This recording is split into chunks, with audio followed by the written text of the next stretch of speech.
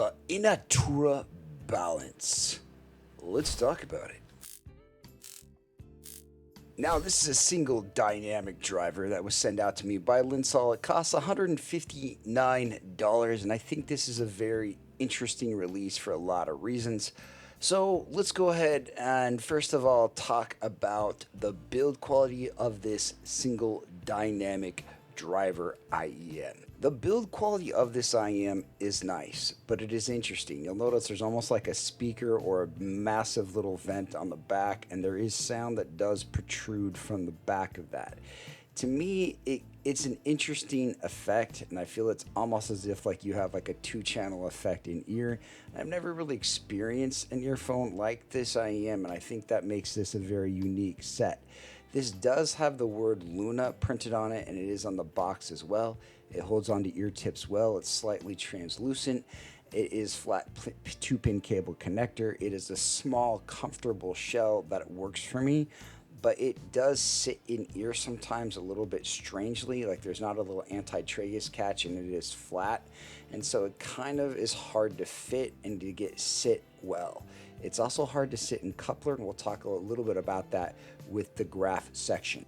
The cable's not bad. You have R for right, L for left. The cable itself is a little bit tangle prone and isn't super easy to hold on to. It has a nice chin slider, but you can kind of see here it doesn't really hold it just holds shape too well and doesn't lay flat very well. Nice little Y split, and it's terminated in a 3.5. The case is nice. It's kind of leathery. It's not super exciting, but it's a nice case overall. So there you go. Boom. It has IEM booties, which actually it comes packaged in, and a set of tips. So it's a nice set of accessories, but nothing too exciting. So how does this IEM sound? It's not the most detailed or resolute IEM in the world, but you get to a point with single dynamic drivers that they're cheap. You know, they're like $3. And so you take them, you throw them into a shell, and that's kind of what you have. So this IEM, I think it's packaged fairly well. I'd, give it maybe, like a 4 out of 5 or 3 out of 5 for packaging. It's a nice packaging experience, and it's a nice, pretty shell with a nice design. And so it's a nice overall IEM for a very, very reasonable price with a very good sound. And so what else makes this interesting is the fact that it almost has that leaky almost speaker in the back of the IEM. So it creates almost like an additional soundstage effect, which I think a lot of people might really enjoy. For me, I do like this IEM a great deal, but it does sit in ear very strangely, and it's not super comfortable in ear. But I find it sonically to be a very enjoyable set with rich, thick bass, nice clean upper mids, and good sparkly upper air and detail without an insane level. It's a nice neutral sound quality that a lot of people are going to like. The problem is there's a lot of other IEMs for a cheaper price that people might like better, and so it's a very interesting market, but this is a great IEM that I think a lot of people will enjoy. All right, so let's look at the frequency response of this. You'll notice it does have a nice amount of bass, not a ton of sub bass, not a really boomy bass. It just kind of has this nice gleaming, gliding, sliding bass, which is really quite nice and done very, very well. Now you'll notice that like the frequency response graph is a little bit tiny bit off, and that's kind of what I wanted to share with you guys, is that like there's a slight, ever so slight channel imbalance with this IEM, but beyond the channel imbalance IEM, there's a little bit of, it's difficult when we measure these. When we measure these, we try to align them at 8K, and this one was almost impossible to get even as close as I did, which leads me to believe that this IEM, for multiple reasons, is going to be hard to sit in your ear the way you want it to. And so for oftentimes when this was in my ear, I really enjoyed it, but in other times I did not. And that's kind of an interesting take. Like it almost comes across hazy, or like this 8K peak will hit me in my resonances, like in my ear, and feel wrong, and other times it feels pretty good. So when you get this IEM dialed in well, it's a good IEM and it sounds really good, but because of that and a few other reasons, I just feel like it's it takes a minor hit because of that. But if you're willing to maybe tip swap and you're not sensitive to certain tips and you want to mess around and do a lot of tip swapping, I think this could work for you. And when it did hit and it did fire, it was fantastic. As far as other IEMs that Intuura has done, they did this Splendoral, which my buddy liked. I just thought it was a little bit too warm, a little bit too much upper mids. It was a fun set, an engaging set, but just a little bit too much for me, and it didn't really get a recommendation, well as the Balance does. Now, there's other sets out there that I feel like that sit near a little bit better, and that I think the overall comfort and just design quality is better. Like the Fission, the Tantrum Fission, I really like the black version a little bit better. Like maybe not worth it, but there's also the regular Tantrum Fission, the gold, rose gold version. They do have very slight tonal differences, but you'll notice like these almost look like the same IEM. And so that's something to kind of know. So I do feel that the INTUAURA Balance does have a very nice driver, and it does have a very nice tonality. And so and it almost has like a parlor trick about it, which makes it kind of cool, kind of unique, kind of different. Like if someone would have asked me, is this an IEM that you would actually want to listen to again? Yeah. And so that's kind of something that makes this an interesting kind of special IEM. As far as other IEMs right around this price, you can get the Giz Audio Chopin. You'll notice the bass right here is also almost like a tuck, which has kind of been a little bit phased out in the last few years. A little bit less sub bass, but it does have pretty nice detail and air, and it kind of mirrors a little bit of the Chopin in a certain way.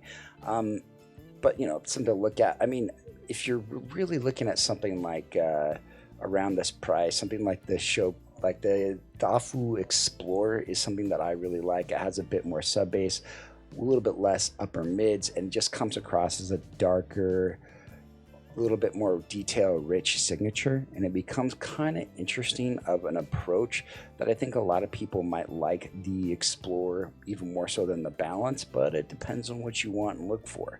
Another IEM that's kind of right around this price is the Rosso. Also has nice upper mids, a little bit more bass. I do think the Balance has a more cohesive set, and I do feel there's something special about it. Like the Rosso, it kind of its air and details is just a little bit off, but the Balance has something that's kind of special. I mean, this $150 market, it's so saturated with so many IEMs. Like trying to review these and try to talk about them it's really tough. For me, if someone were to talk to me and if you can afford 170, you probably can afford a little bit more. The IEM I probably would go for and recommend just for a little bit more. If you want something that's like a little bit colored, I would go with the Crescent. That's a little bit more fun. If you want something a little bit more balanced, maybe the Awful P7 or even the Kiwi Ears Astral might also be good options depending on what you want to look at.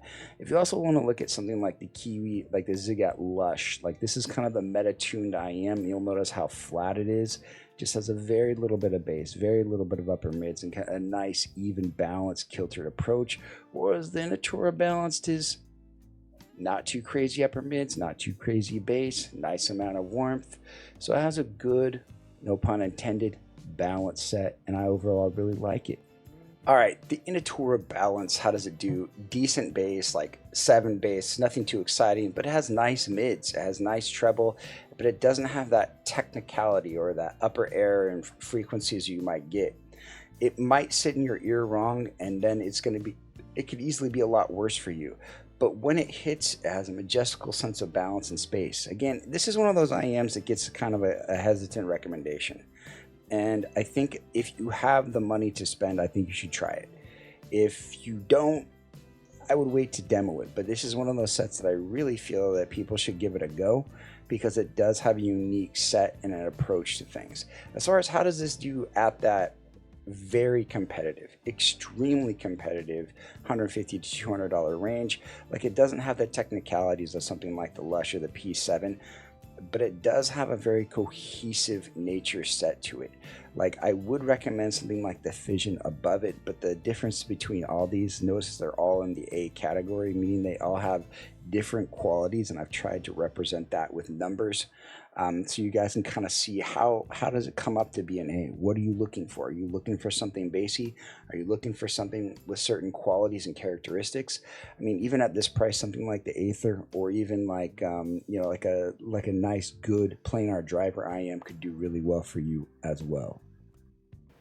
I've gotten the opportunity with my time in the hobby to own or demo or sample a lot of interesting IEMs. And this to me is an IEM where it kind of flew under my radar and it wasn't something that, as a fan of IEMs, really got me excited. But having this in ear, having listening to it, I think there's a real dynamism, like a real cohesive sound about this IEM that I think a lot of people are really going to enjoy and might be end game for people.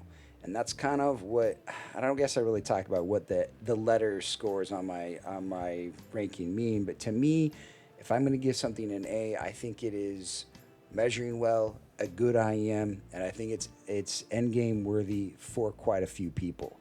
There's a lot of good IEMs out there, and this is one of them. I think people are going to like it. I think it has a unique presence and sense about it that is enjoyable. Thanks for watching my video. If you guys have any questions, leave them in the comments below, and I hope you have a great day. Bye-bye for now.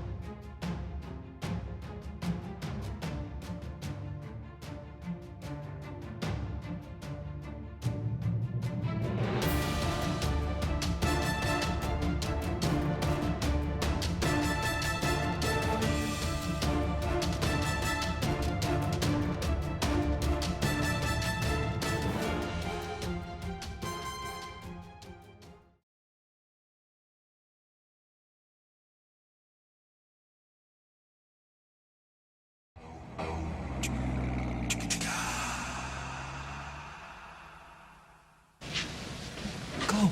Go! Go! Go on with you! You're mid, you're mid, you're mid, you're legendary. You're mid. Jaytiss out.